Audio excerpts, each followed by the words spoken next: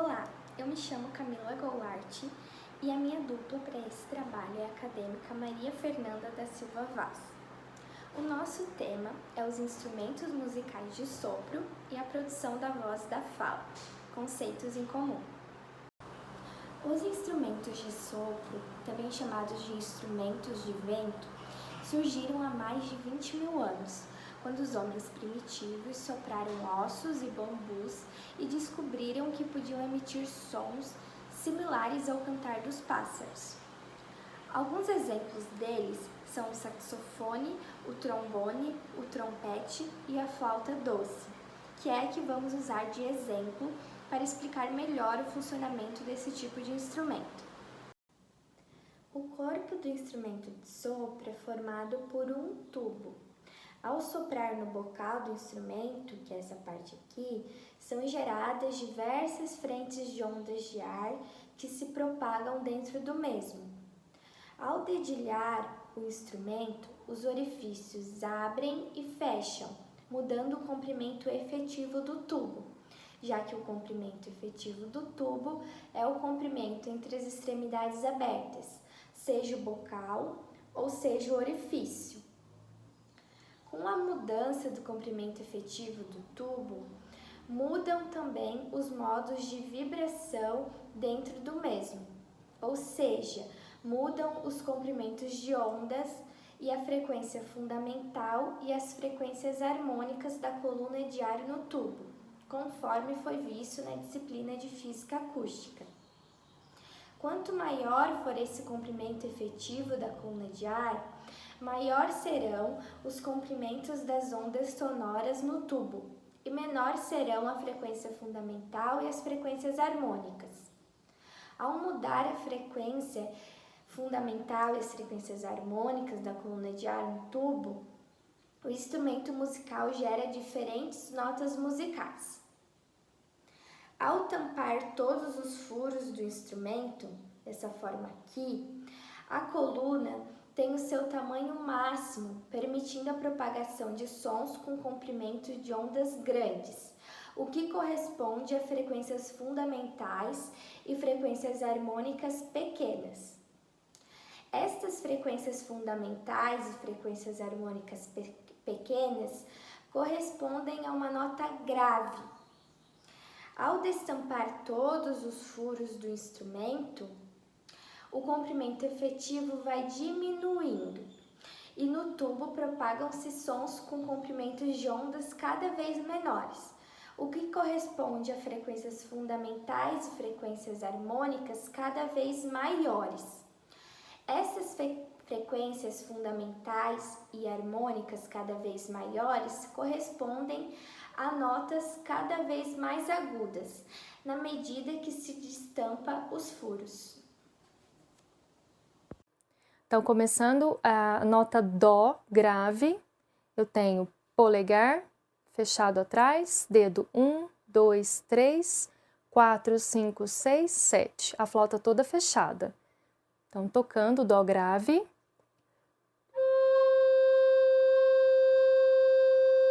Si, tirei o dedo médio.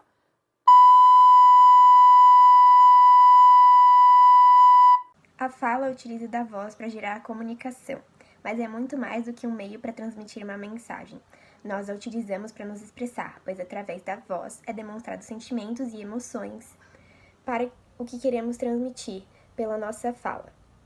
Cada voz é única, sendo resultado do meio em que estamos inseridos e das nossas características fisiológicas, nos diferenciando entre si. O som que dará origem à voz é produzido nas pregas vocais, que estão localizadas na laringe, através do ar que vem nos pulmões durante a expiração. O som é produzido nas pregas vocais quando elas se aproximam e vibram com a passagem do ar. As pregas vocais, durante a passagem do ar, relaxam e se afastam, mas durante a fonação, quando falamos, elas se aproximam e vibram, dando origem ao som. Esse som se propaga no trato vocal, que pode ser simplificado como um tubo com geometria variável na medida em que o articulamos. Ao articularmos as cavidades do trato vocal, faringe, cavidade bucal, cavidade nasal e seios perinasais, mudam a geometria e o formato do trato vocal E os movimentos dos órgãos de articulação, lábios, dentes, maxilares, língua e palato, também implicam na modificação do mesmo. As constantes modificações do trato vocal fazem com que diferentes frequências do som gerado nas pregas vocais sejam amplificados a cada momento de articulação. Essas modificações do som em determinadas frequências incluem amplificação das mesmas. Essas amplificações se chamam ressonância. Dessa forma, são formados a partir do som gerado nas pregas vocais os sons da fala, incluindo os sons das consoantes e das vogais, por exemplo.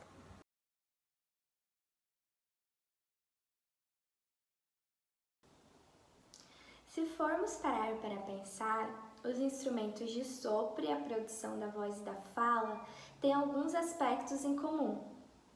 Como já sabemos, o som só existe se tiver um meio elástico e uma fonte sonora. No caso dos instrumentos de sopro, a fonte sonora é o fluxo turbulento de ar gerado no bocal do instrumento pelo instrumentista.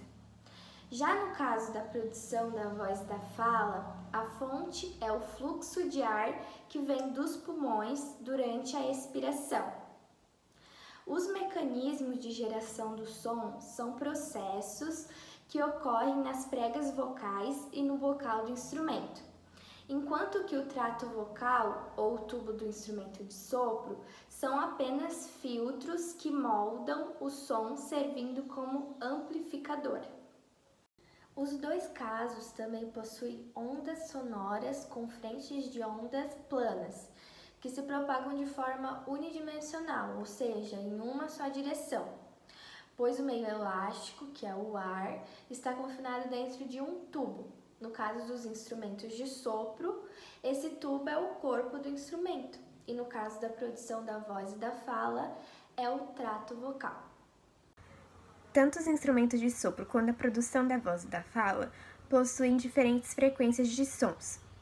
No caso da flauta doce, ela é um instrumento de sopro cuja dinâmica sonora é tímida, devido ao seu tamanho e de seu tubo. Atualmente, a flauta doce é afinada em Lá, sendo sua frequência fundamental 440 Hz. Já no caso da produção da voz e da fala, as frequências fundamentais variam de acordo com a pessoa que produz a voz. Em geral, homens produzem uma frequência fundamental mais baixa, de 120 Hz aproximadamente. Já as mulheres produzem uma frequência fundamental mais alta, de 220 Hz. Na infância, quando nossa voz ainda não sofreu nenhuma influência de um hormônio, ela alcança uma frequência fundamental de 300 Hz. Outro conceito em comum que os instrumentos de sopro e a produção da voz e da fala têm é o fato de que ambos podem reduzir a diferença de impedância acústica entre o ar que está no tubo e o ar do ambiente. Essa redução é feita por adaptação contínua das geometrias. No caso dos instrumentos de sopro, isso ocorre pela forma geométrica de corneta que os instrumentos de sopro têm, sejam elas bem evidentes ou não, como é o caso da flauta, que tem uma corneta menor. No caso da produção da voz e da fala, essa diferença de impedância pode ser feita com as mãos, dessa forma aqui, em formato de corneta, fazendo com que o ouvinte nos escute melhor, pois menos som está sendo refletido de volta ao trato vocal. Com esse trabalho foi possível identificar que a física e a fonoaudiologia andam lado a lado. A fonoaudiologia é uma área da ciência que estuda técnicas e métodos de prevenção e terapia fonoaudiológica, que são desenvolvidos na comunicação oral, na escrita, na voz, na audição e na psicomotricidade. Ela engloba o fenômeno físico som, sendo ele muito importante, e também os aspectos físicos como as ondas sonoras, importante na área médica de saúde e de exames fonoaudiológicos.